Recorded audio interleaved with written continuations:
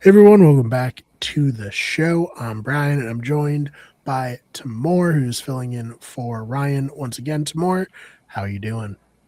Doing well, Brian. Doing well. I applied to a contest to win tickets to see the Odyssey. Really hoping because Oh, I can't freaking get them, so literally need yeah, to win a contest to see that movie. I know. I was thinking about that. Like, oh, should I try to see if I can see it this weekend? And I'm like, they're probably sold out everywhere at this Especially 70 point. millimeter. Yeah, Yeah, forget that. Yeah. Yeah, the only way you can get it is winning a contest for that. yeah, yeah, My hope is that maybe in a couple years they put it back in theaters. yeah. Maybe we'll just wait till. Yeah. Nah, so all right. From one medieval setting to another, I guess one myth to another myth. Uh what did you think of this fourth episode of House of the Dragon?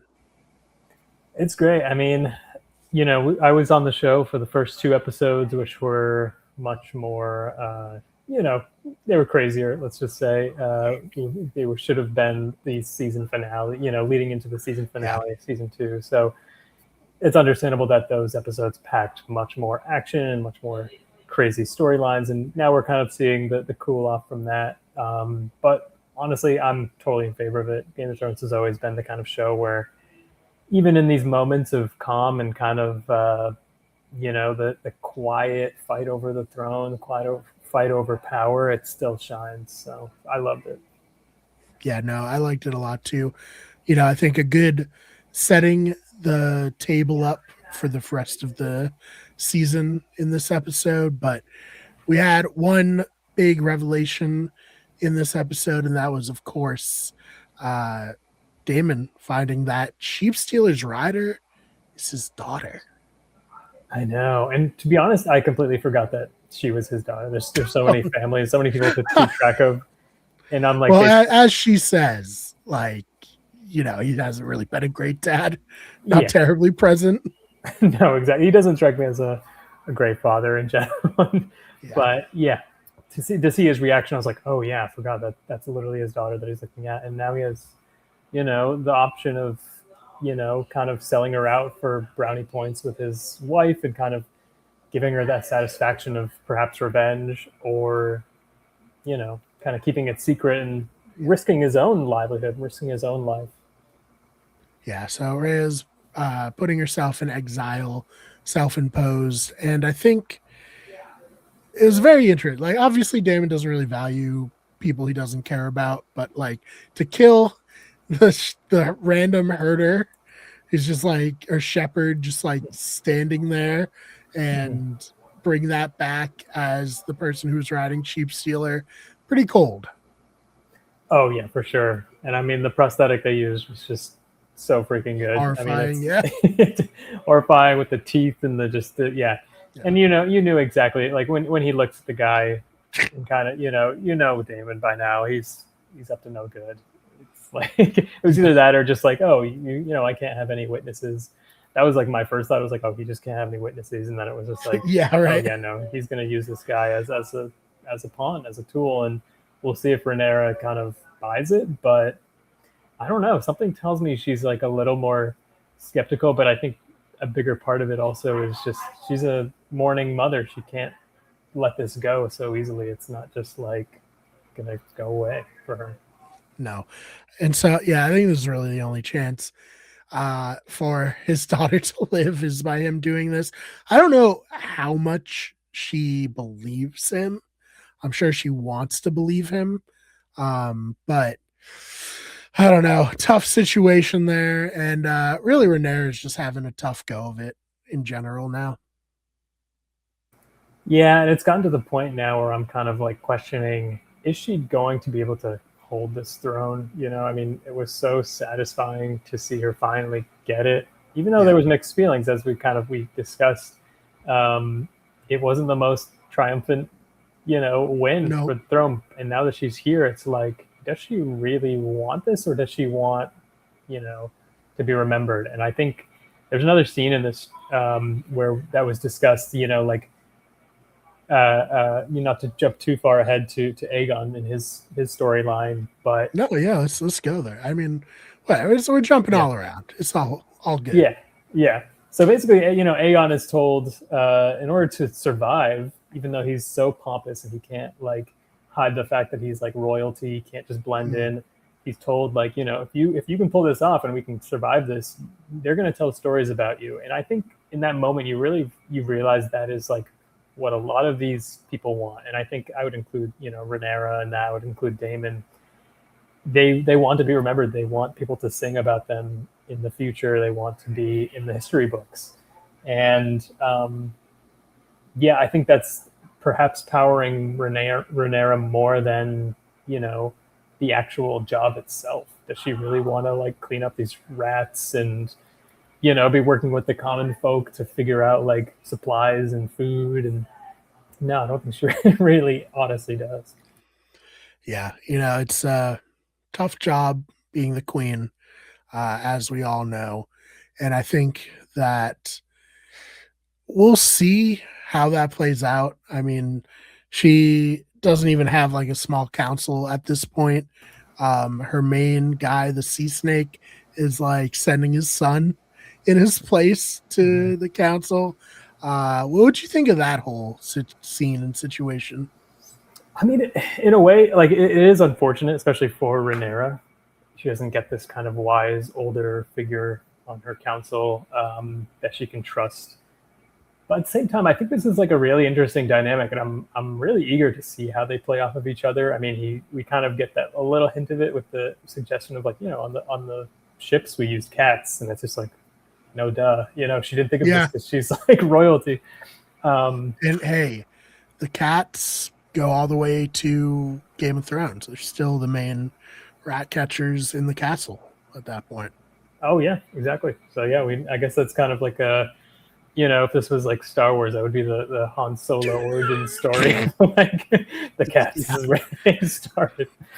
Um, and so yeah, no, I'm really excited to see that dynamic and how they play off each other. And I think he's really the kind of character who is just he's going to be honest. He's not like he's not really playing the game to in the same way that others are. Like I mentioned, to get the stories and the notoriety. Like yeah, he's such a genuine person. yeah. No, like Alan of Hull. Hopefully, one day he'll get to be Alan Valerian. We'll see. Mm-hmm. Maybe this will soften Renera up to him, and she'll be like, you know what, you're a good guy.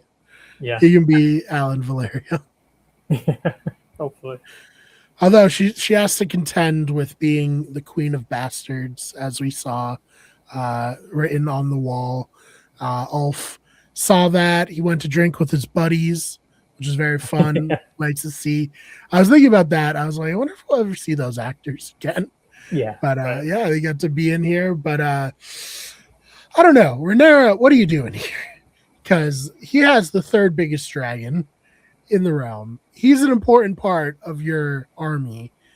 Treat him a little better. She treats him like shit, right? Yeah. I mean, I think she looks down upon him. He's of lower, class, and he's not the smartest. We found out in this episode he can't read. He doesn't know what the graffiti says. But like, yeah, he's a peasant, of course. Yeah. You Yeah, know? it's like put a little respect on his. He is, Yeah. controls this dragon now, which deserves a bit of respect. And I really do think he's become the kind of the comedic relief in the show. Which Yeah. I was thinking it was gonna be Aegon, but as we see in this episode, that kind of becomes a little bit more serious. And yeah, but yeah, I can't wait to see more of him. And now he's trapped in the castle and can't go anywhere. Yeah. His little jab, and he's like, they're calling you the queen of bastards. Like crazy that they're doing that. Anyways, bye.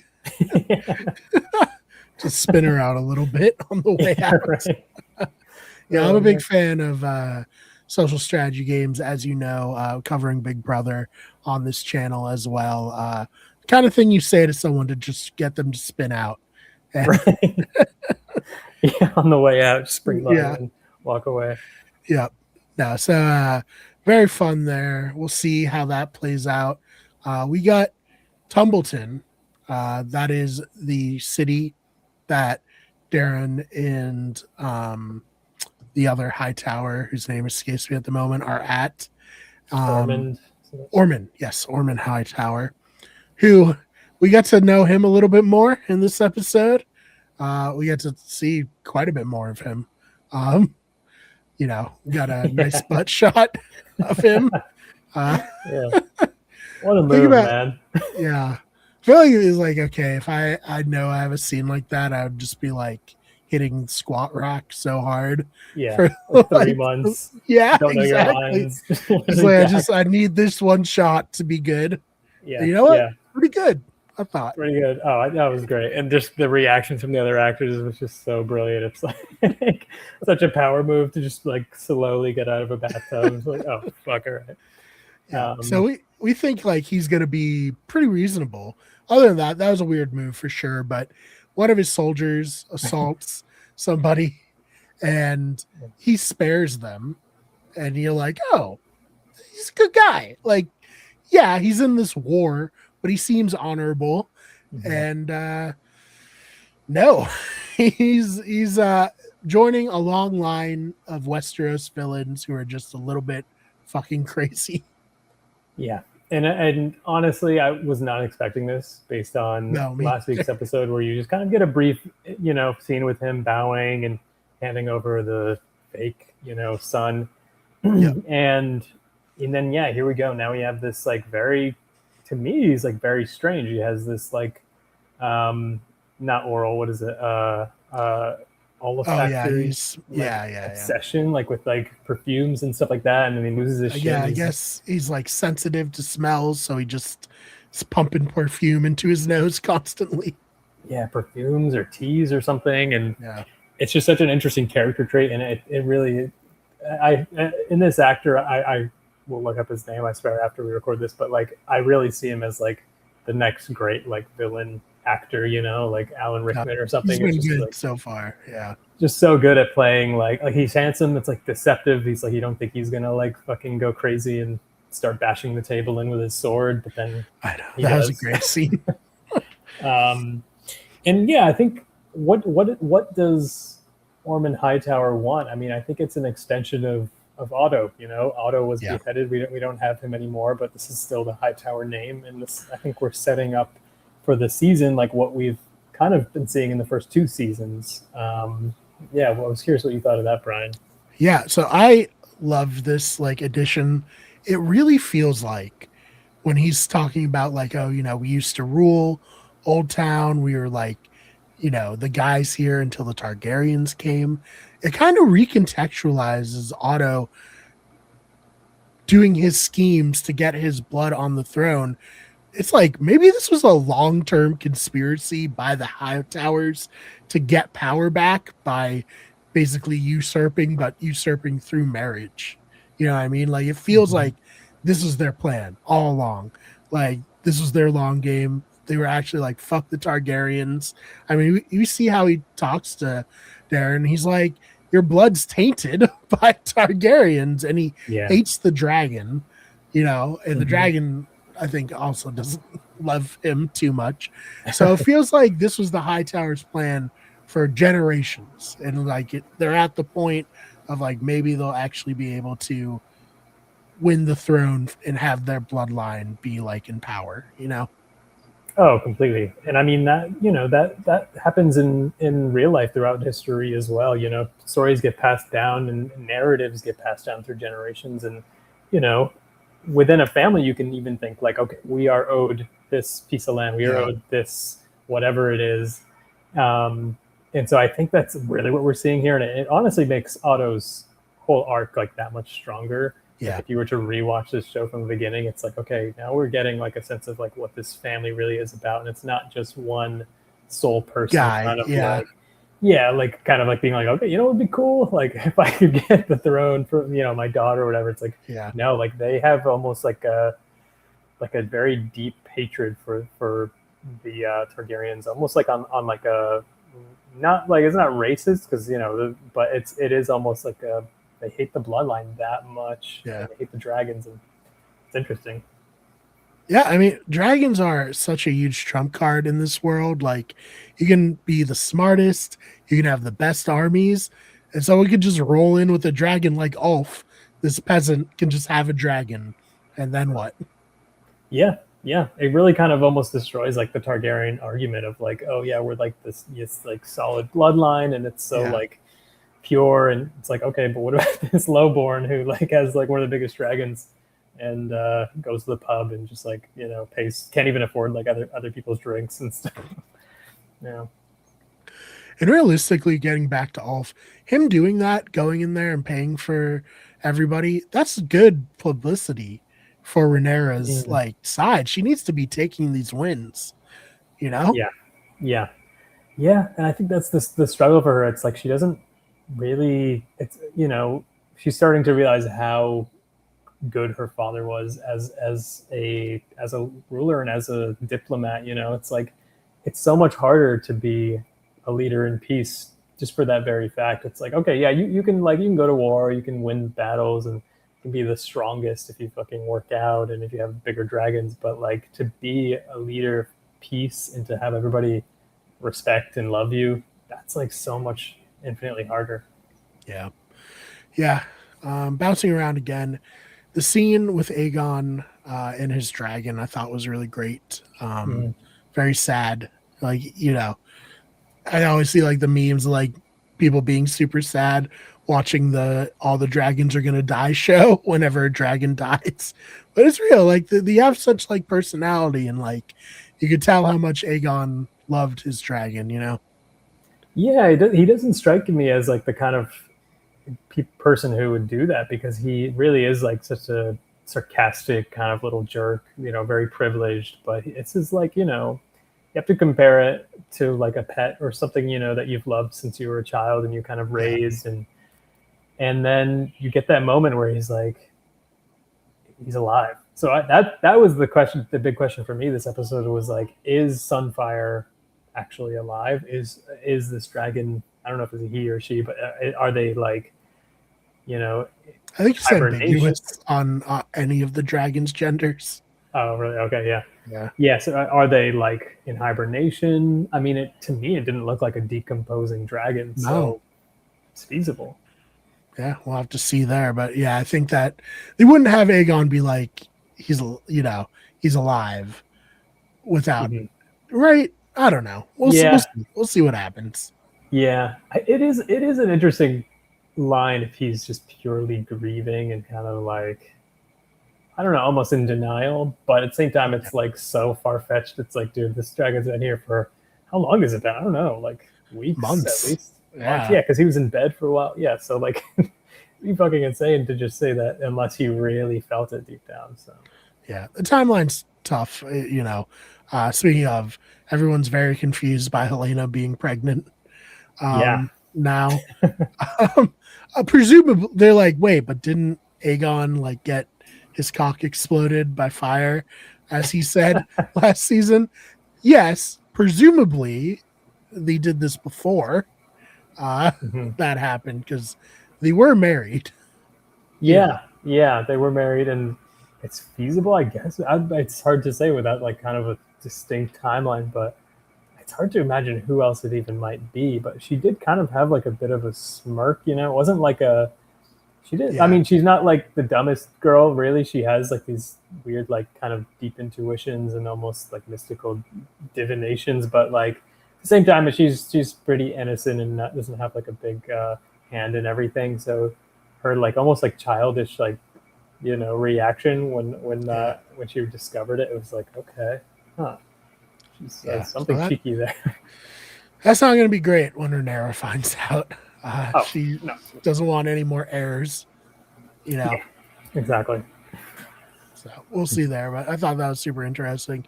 In the book, they do have another child who's already like born. So Oh, okay. I think this is finally introduced. They're like, we don't want another toddler actor because famously Ryan Condal said that it's really hard to, include toddlers because of all the, red tape around Mhm. using them as actors. So they're like, oh, we'll just have this kid be inside Elena and then we don't have to cast anybody. Yeah, and it adds stakes in like an interesting way. But yeah, if I recall, and it might be different in different countries. I'm assuming they're shooting in the UK, but like I know in the US, you can only film with a baby for like something insane, like literally 2 minutes on screen, and then they have to like rest again. So it's like really difficult, and there's just it Yeah, eats into the production time. So I imagine that's also like they were like, this could be cool for the story and save us a ton of money. yeah, yeah. Yeah, that's why like you really only see their daughter Jahara like in one scene in the background of one episode. It's like, Right. yeah, this is too much. So Hmm. yeah. What did you think of Ormond making Darren kill that guy? That was brutal. Oh, super brutal. And I mean, we're getting more and more of Darren, who, by the way, I I was like, this guy looks so familiar, and then I remembered that he's cast in the Legend of Zelda Yeah, movie, but I think they probably filmed that when he was younger, so he yeah. looks a little older. But it's funny, you look at him and you look at the actress who played uh, his mother. What's her name? Allison. Yeah, Allison, and they look very similar, like the younger version of Allison. So it was really casting, Yeah, great casting choice on that. And he's going to be really an interesting character because he's getting the Hightower education, which yeah. turns out is like much more brutal than even the Targaryens. It almost seems. Yeah, Yeah, I we almost have feel like he's going to turn on Otto based on that, but on Ormond. I Yeah. don't know. Yeah, Ormond. Yeah. Um, I really think the fact that well, one, we don't know if that's his natural hair color. I assume it is, unlike his brothers having silver hair. Allison says like sending him away is probably the only like good thing I did.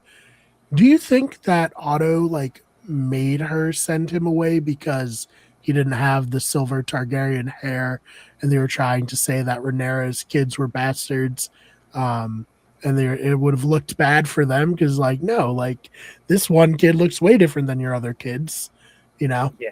Yeah. Oh no, that's such a cool idea. I mean, I think I wouldn't put it past Otto to kind of Yeah, put those gears into motion and kind of be like, all right, you know what? Like all these other kids are a little fucked up and they got silver hair and I kind of resent them.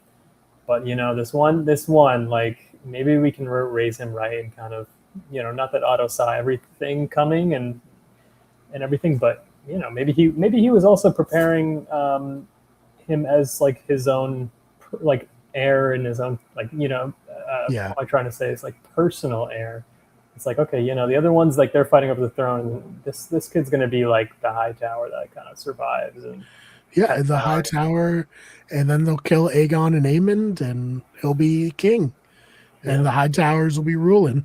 right, It's a huge scheme. I love it. I think it's so. yeah. It's not something in the books like this. This is Oh, show really? only stuff, but adding so much subtext to everyone's actions. You know? Yeah, yeah, and it really kind of. I mean, it's the marketing around this whole season has been kind of like the red versus green. And I always thought that was like a little bit weak. I was like, everybody's basically rooting for Rhaenyra, right? Like, unless you're like, just like I don't know, doing it as a troll, like voting for green. But this really does add to that conversation of like, okay, there are two distinct sides here. Green is like on the men; they're like a little bit, working in the shadows right now, and training the next heir, but like the fight is still going for sure. Yeah, yeah. So Christian Cole and Gwaine roll up to Heron Hall. They get to meet one of our favorite characters, the witch. Mm-hmm. She is, I just love that there's just a haunted castle. Like everything else is happening. Also, this castle is haunted. A witch lives here. Yeah, yeah, and now like basically controls the castle. Yeah, she's Yeah, basically in charge of the castle. yeah, yeah. And we don't see So Aemond. Like where is no, he? I don't know. yeah. I mean, I based on the last time we saw him, I feel like he didn't ride off on his dragon.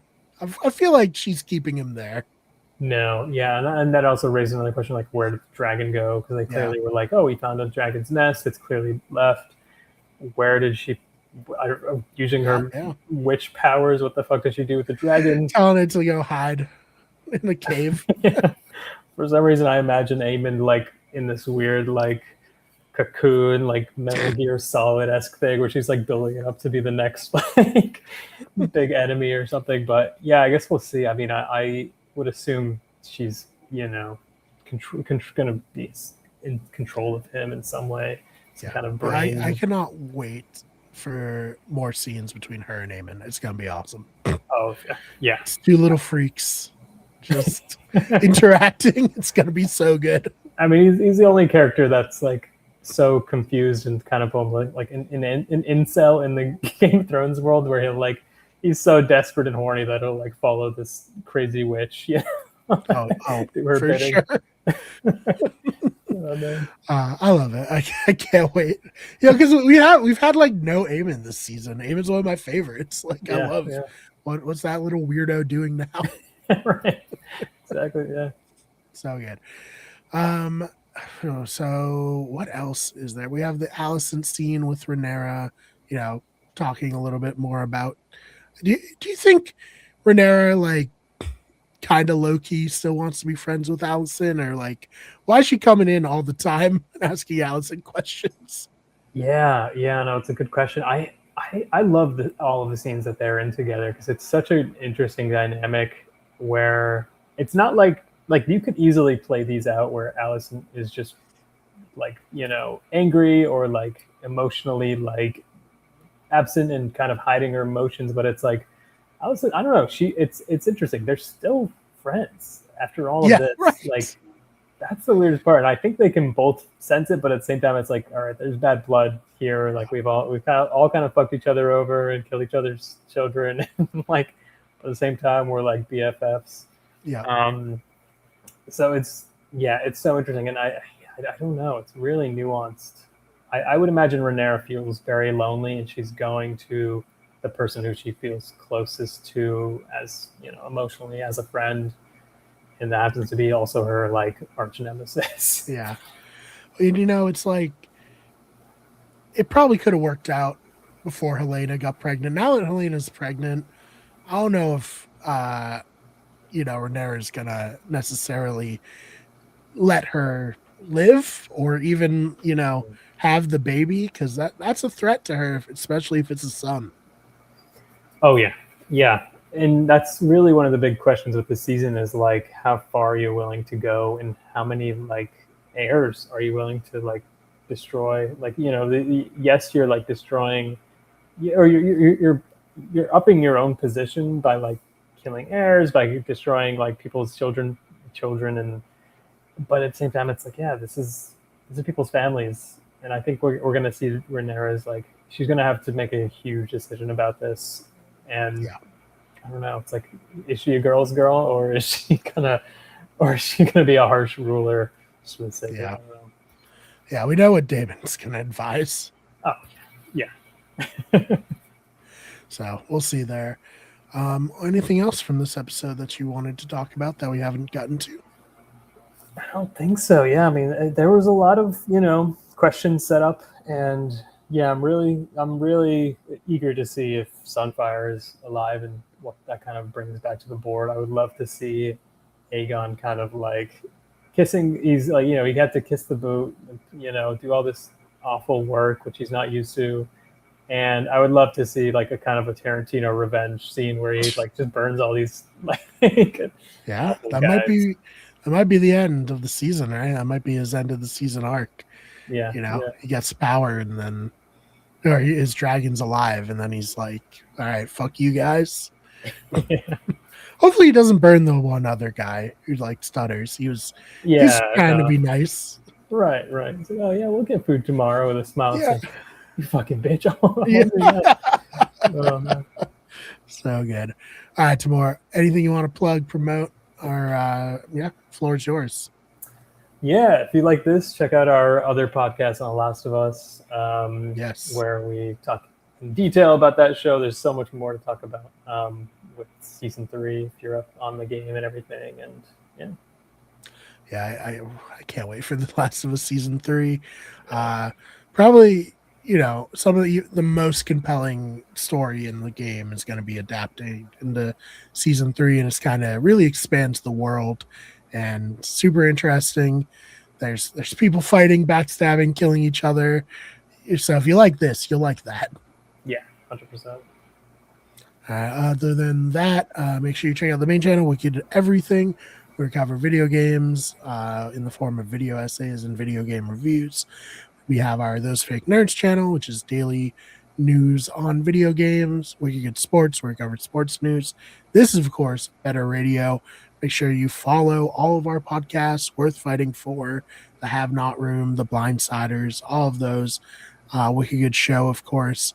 And yeah, other than that, thank you so much for watching, and we will see you in the next one.